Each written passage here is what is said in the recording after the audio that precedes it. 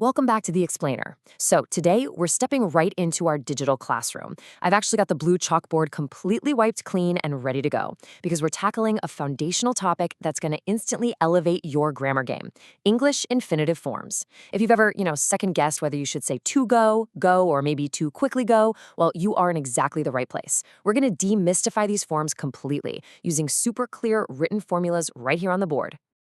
Okay, let's dive into this. Here's our lesson plan. We'll kick things off with a quick look at what an infinitive actually is. Then, we'll build our knowledge block by block, covering the full infinitive, the kind of rebellious split infinitive, and finally, the bare infinitive.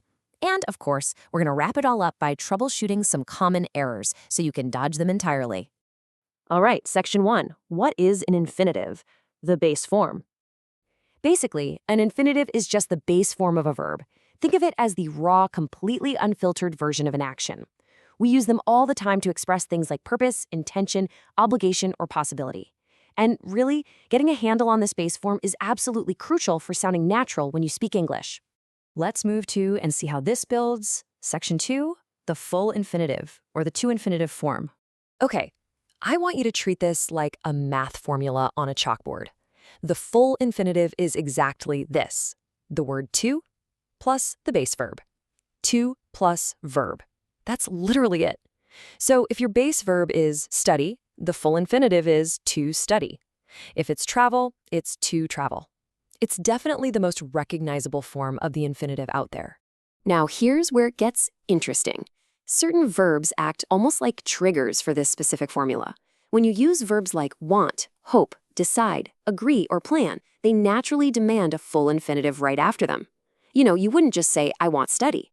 Because want is one of those trigger verbs, it becomes, I want to study abroad, or she decided to leave early. Section 3, the split infinitive, adding an adverb.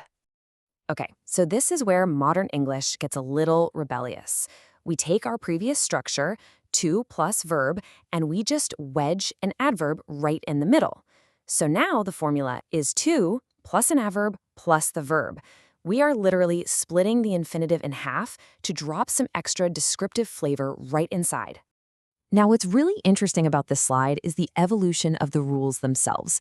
Back in the day, traditional grammar strongly discouraged placing any words between to and the verb. It was a massive faux pas. But modern English, it fully embraces split infinitives, especially when they improve clarity or just sound more natural to the ear. Let's look at a few of these in action. To carefully examine. To fully understand, to quickly finish. See, by splitting the infinitive, that adverb attaches itself directly to the action. For instance, saying she wants to fully understand the problem just sounds so much more precise and natural in everyday conversation today than awkwardly sticking the word fully at the very end of the sentence. All right, moving right along to section 4, the bare infinitive, the base form alone. We've built the infinitive up, we've split it apart, and now we're going to strip it all the way down to its absolute basics. The bare infinitive is exactly what it sounds like, just the verb. No to in front of it, just go, study, write, help. It is the verb in its most minimalist state. So when do we actually use this bare form? Well, the biggest rule is right after modal verbs. Think words like can, must, should, may, and will. These verbs are strict. They demand the bare infinitive every single time. So it's can speak, must study, should work. You would say, you should study harder, but never, you should to study. No way. But, modals aren't the only rule makers here. The bare infinitive also follows the word let, like in let me help you.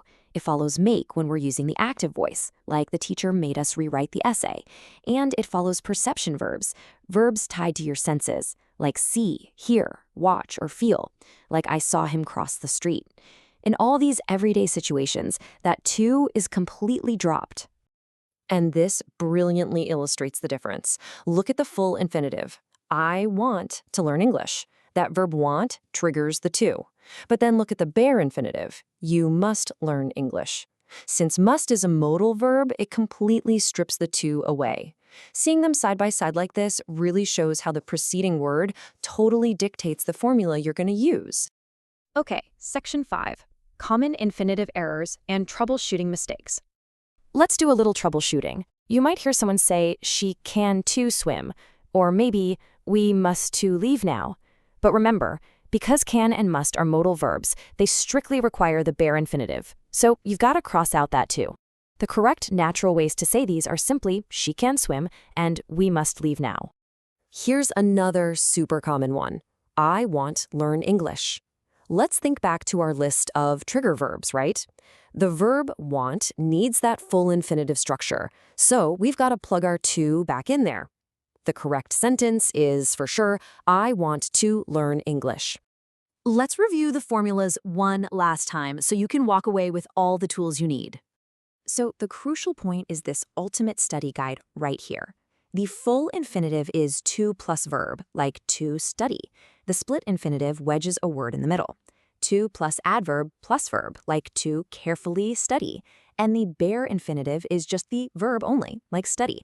Honestly, mastering these three distinct structures is going to bring an incredible level of accuracy and fluency to your English. Which brings us to our final thought. Now that you know the formulas, how will you use infinitives to completely transform your English fluency? Notice what I did right there, to completely transform a perfectly placed split infinitive.